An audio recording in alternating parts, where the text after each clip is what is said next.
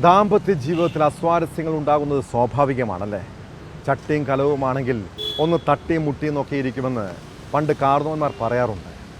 എന്നാൽ ഇക്കാലത്ത് ദമ്പതികൾ തമ്മിലുള്ള പ്രശ്നങ്ങൾ കൈവിട്ടു പോകുന്ന കാഴ്ചയാണ്. ചെറിയ കലഹമുണ്ടായാൽ ആത്മഹത്യയോ അല്ലെങ്കിൽ കൊലപാതകമോ സംഭവിക്കുന്ന ഒട്ടേറെ വീടുകളുണ്ട്. ഇടുക്കി കട്ടപ്പനയിൽ കുടുംബ പ്രശ്നത്തെ തുടർന്ന് ഭാര്യ ആത്മഹത്യ ചെയ്തതിന് പിന്നാലെ ഭർത്താവും ജീവനൊടുക്കി.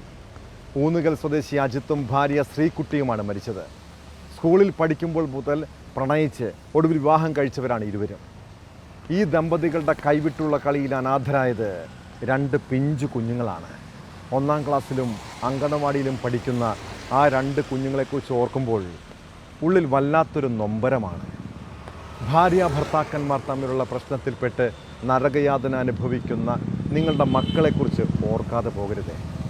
അവരെ കരുതിയെങ്കിലും ഒന്ന് സമാധാനത്തോടെ ഒന്നിച്ചു